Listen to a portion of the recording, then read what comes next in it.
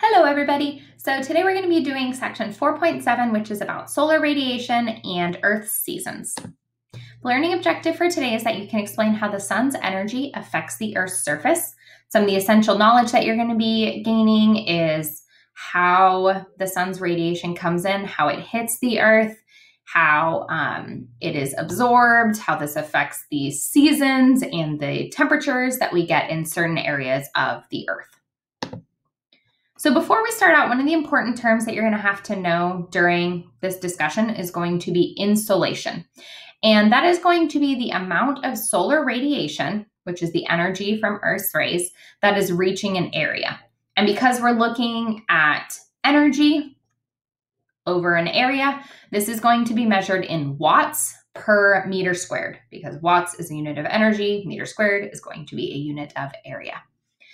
Now, solar intensity of insolation is going to depend on the angle of how directly the rays are striking Earth's surface and the amount of atmosphere that sun's rays are going to have to pass through.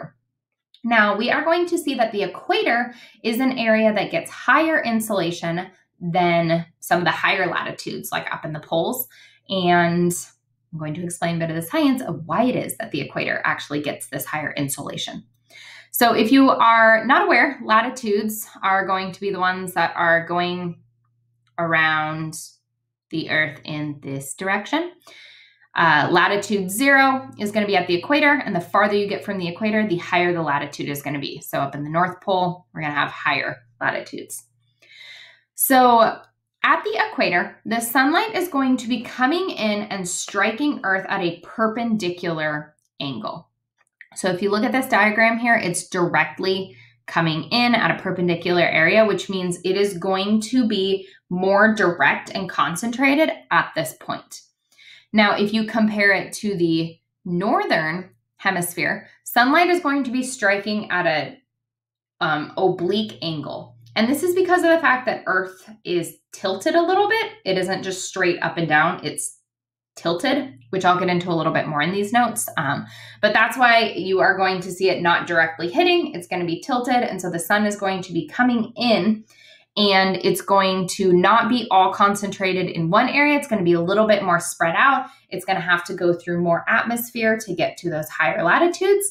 And therefore, we're going to be losing some of that energy. It's going to be more spread out. And so your insolation is going to be lower than at the equator where you're getting that direct sunlight. And I'm going to go a little bit more into this with a couple other diagrams to explain this. So here in this diagram, which, sorry, it's a little bit blurry. Here at the equator, again, we're getting that direct sunlight hitting perpendicular. So if the sun is right here, really far away, it's coming in directly at the equator, it's going to be more concentrated.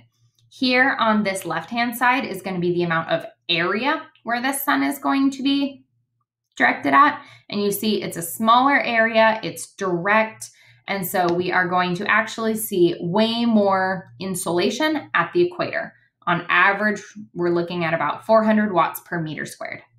Now up here at the northern and southern hemisphere at these higher latitudes, sun's rays are coming in, but again, because the Earth is tilted a bit, that is not going to be directly hitting right in one spot. It's going to be spread out a little bit, and it's going to have to travel through more atmosphere because it's coming in not perpendicular, but it's kind of coming up alongside, more parallel to the Earth's surface. And so it's going to be going through all that atmosphere for a bit before it finally starts getting to the surface of the Earth up at these higher latitudes.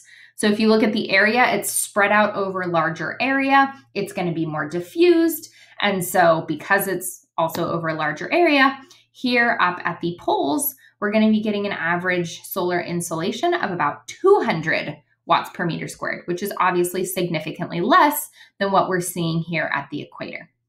Now, if an even more simplified diagram is maybe going to help put this point across, I've also included this one here, where if you look at the light coming in directly, these rays are hitting kind of at a concentrated point at the equator versus having to be more spread out up at the northern poles here.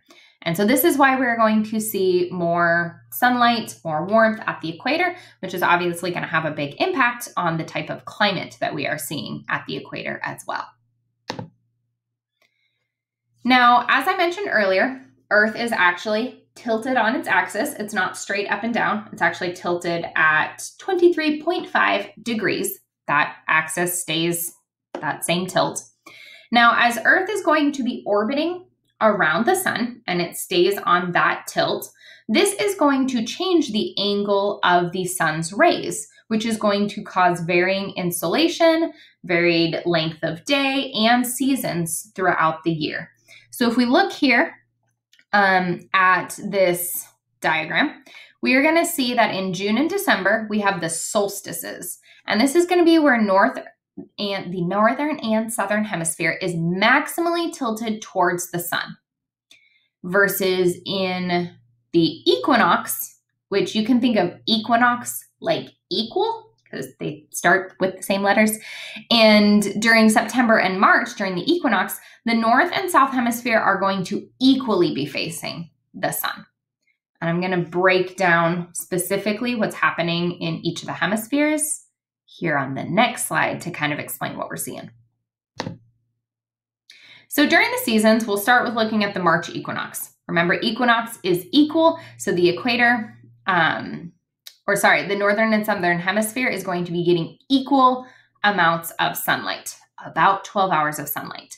Now, the equator is going to be receiving the most direct insolation, like we just talked about. And in the northern hemisphere, we're going to be getting fall. In the southern hemisphere, in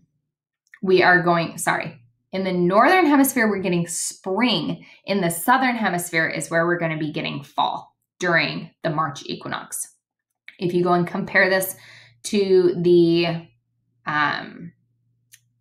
this should say September equinox there.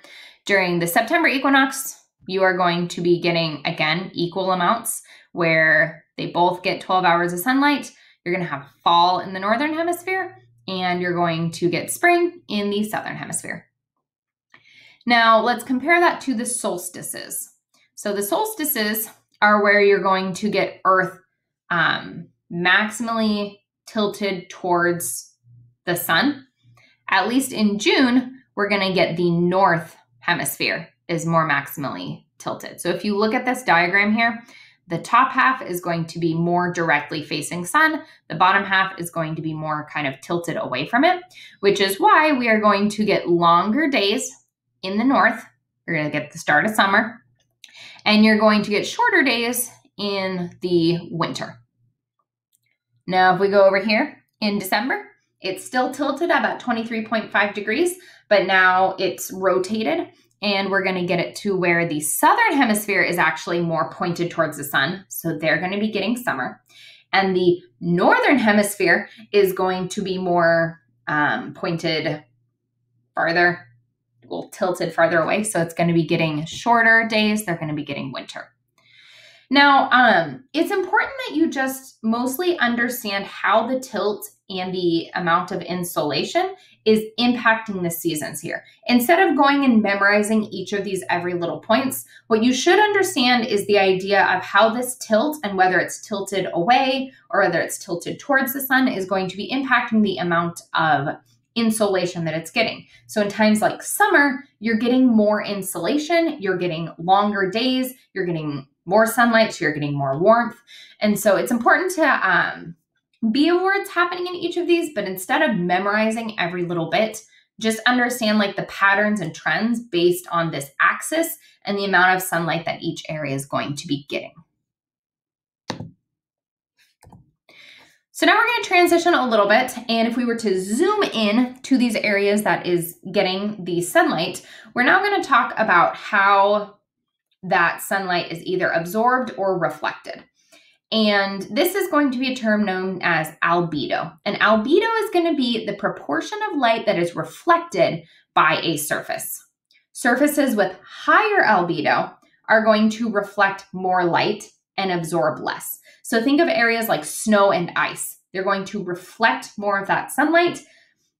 So they're going to have lower temperatures because the radiation is being reflected back and the heat is not being absorbed. versus areas with low albedo. These surfaces, they're going to reflect less of the light. They're going to absorb more of it. So they're going to absorb more heat. They're going to get warmer temperatures. So think of things like water. Now, this right here explains why it is such a big deal that our polar ice caps are melting with global warming. Because not only are we losing the ice, but we're losing those surfaces with higher albedo, which means we're going to transition from ice to water. Water has lower albedo, which means it absorbs more, which means it gets higher temperatures.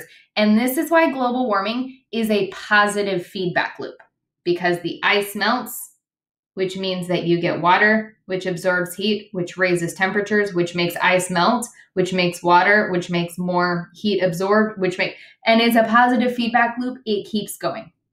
This is why, because of albedo.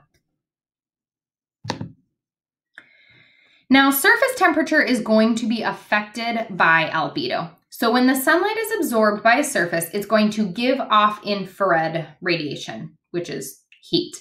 Now, areas with lower albedo are going to absorb more sunlight, and they're going to be hotter. And one of the ways that we see this is with something called urban heat islands. Urban areas are going to be hotter than surrounding rural areas due to the low albedo of blacktop. So areas with asphalt, they are going to absorb more of that, and they are going to get warmer. You can think about the idea of when you wear a black shirt in summer versus when you wear a white shirt. Black is going to absorb more, which means your shirt's going to get hotter, you're going to get hotter.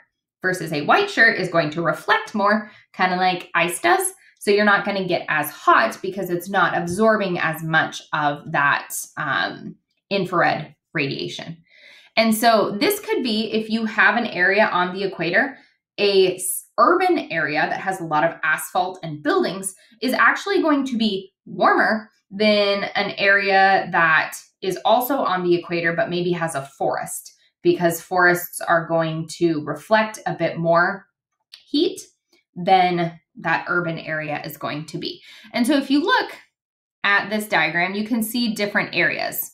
How you're going to have ice is reflecting a bunch versus asphalt, which is going to have low albedo. It's going to be absorbing a lot more. And this also is part of the reason that explains why polar regions are colder, because they have a bunch of ice. I mean, in addition to what we already talked about with insolation, but additionally, you also have that polar ice, which is going to reflect more of that heat, which is going to keep it colder. So all of these factors are kind of leading to the different surface temperatures in different areas of the world. And this can also be impacted by what is actually on the top of that surface, whether it's like water or urban areas or cropland or forest or snow, because these have different albedo. So this is going to be a practice FRQ 4.7. Now I want you to look at this diagram and identify which season is taking place in the northern hemisphere in this diagram, and describe how the tilt of the Earth's axis is responsible for the Earth's seasons. So that's going to be your practice FRQ 4.7, and those were your notes on 4.7 about solar radiation and Earth's surface. Earth's seasons, not surface. Earth's seasons. That was 4.7.